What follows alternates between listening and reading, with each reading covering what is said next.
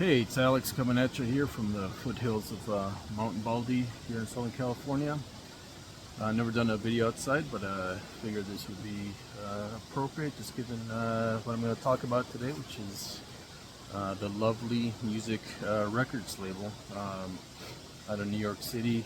A label I've been exploring over the last several years, and that I hope to get you interested in if you're not familiar, or if you are familiar and you want to keep exploring. I want to give you a little inspiration. So label, I'll speak briefly at the end of the video. I'm going to splice in some audio from Mimi Johnson, who is the founder of Lovely Records. She founded it in 1978, but I really want to let her kind of use her own words and talk a little bit about the impetus behind creating the label and some of the details around the label and the artwork and things like that.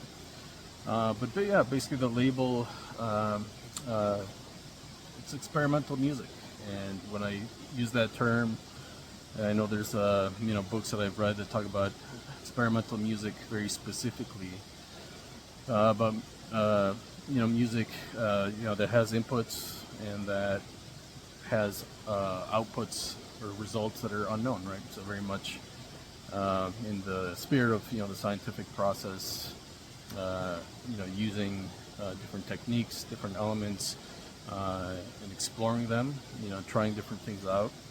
Sometimes they work, sometimes they don't, but that's really sort of at the heart of what this label is all about what Mimi Johnson wanted to do with the label, and allow her artists to be in full control of the work that they're putting out, and to give them the freedom to be the scientists, the philosophers, the explorers that they really all were. And it really starts with the confluence of two groups. One, the Sonic Arts Union, founded by the gentlemen listed here, Aldo Lucier, Robert Ashley, David Berman, Gordon Mama. In the mid-'60s, most of these guys are from the East Coast. I think, Lucier is from Connecticut, I think. And then the other group, which congregated around Mills College in Oakland, California.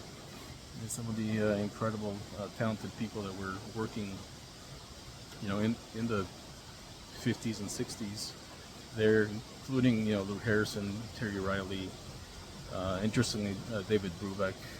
This is a record that was put out in 1986, celebrating, 100 years of Mills College, and has, all of its alumni and teachers and things like that.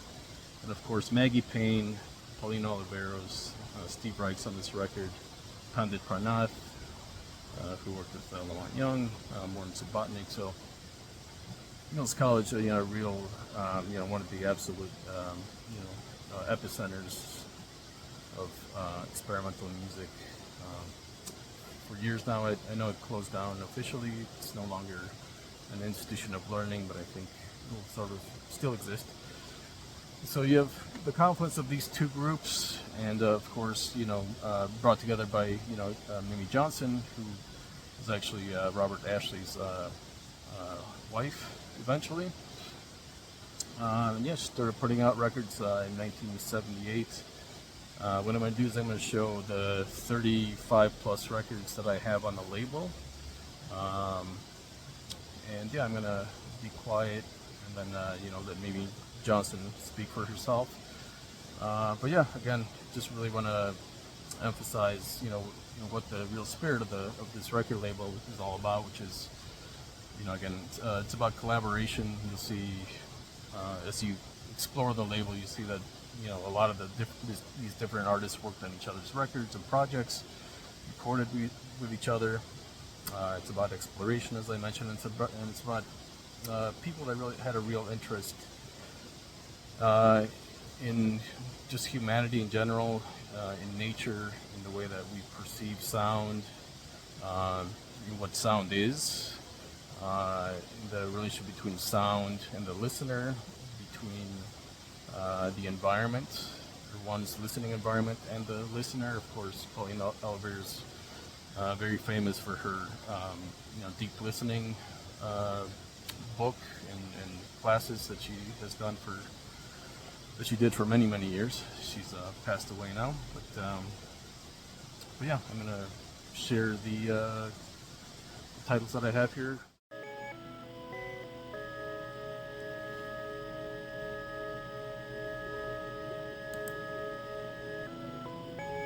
The company is it's a regular profit-making corporation, but the composers are actually investing each in their own records, which doesn't mean, of course, that it's a willy-nilly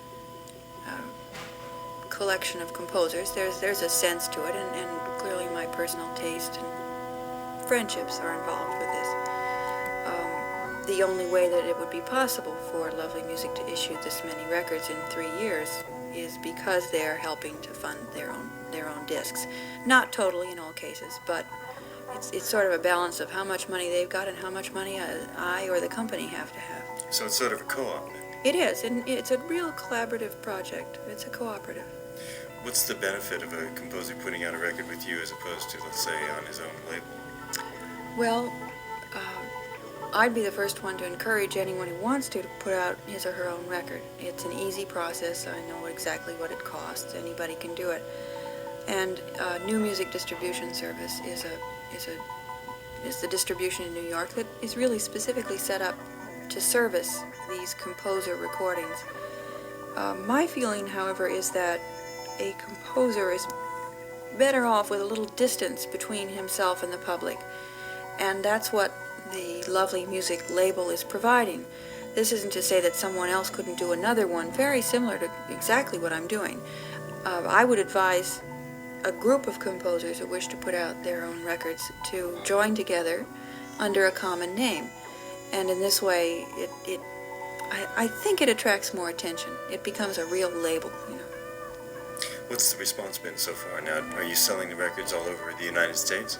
Yes, I have four distributors in the States that are doing quite well. Rick Ballard in the Bay Area, Rick Ballard Imports, and I've been very happy working with Rick. New Music Distribution Service in New York, Rounder Records in Boston, and a smaller distribution in Chicago called Kinara. Rounder is a relatively recent relationship, and it's working very well. I'm very happy. We also have small distributions in Europe, well, since about a year now. There's a company in Italy and a company in France.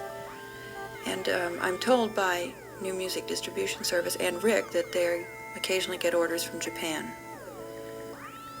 Where a lot of people buy records, apparently. Apparently so. I think Japan is the largest record market in the world, practically. You worked for years, and I suppose still do, with Performing Arts Services, which manages Merce Cunningham, John Cage, various other artists. Did you get the idea to do this record company from these contacts, would you say? Well, let's put it this way. After doing administrative work and enjoying it a great deal and making art services, I guess I wanted something else to do, a new challenge, while continuing art services. But it's an institution by now, and I had the urge to make something new. The idea isn't exactly an original one. Most of the composers on the label were talking about putting out their own records. I realized wisely, for once in my life, that I was going to end up doing all the work anyway through art services. So I said, well, why don't I make this a company, and why don't I share a little bit in the profits 10 years down the line? So it's an investment in my grandchildren's future. I wonder if you have any plans for further releases on Lovely Music? Yes, in production at this very moment, and I think due out in about 4 weeks, is a double album by Alvin Lucier. It's music on a long thin wire. It's very, very beautiful. And also another... That's just one tone, isn't it? How can you do 4 sides of that? Oh, come on now. I can't talk about the music. No, actually, Alvin had about 12 12 tapes he could choose from. Yes, it's a long wire, strung 80 feet, and it's powered, run by an oscillator that, I can't get me talking about the music because I don't know what I'm talking about. In any case, each side has a different oscillator tuning, and the wire sort of runs itself, and the music evokes these great cycles of quite romantic sound, actually. It's very evocative. So that's coming out in July 1980? Yes, absolutely. The cover's at the printer, and we've just approved the test pressing, so we're ready to go.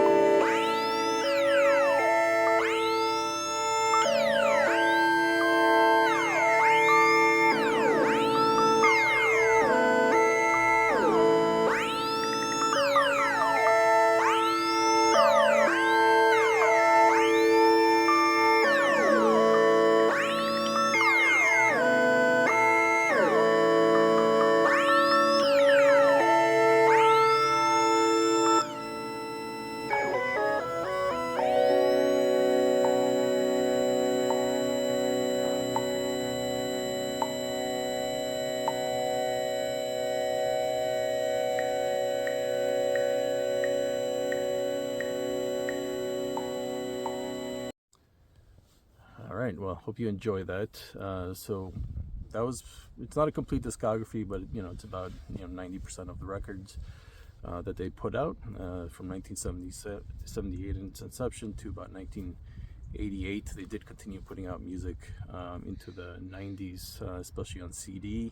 I'm not real familiar with their activity over recent years. I know they just issued on Blu-ray one of the operas. I think it was like a Robert Ashley opera that was put out on VHS or cassette back in the 80s. So yeah, thanks for watching. Hopefully the cover art and some of Mimi Johnson's words will inspire some of you guys to take a deeper dive into lovely music.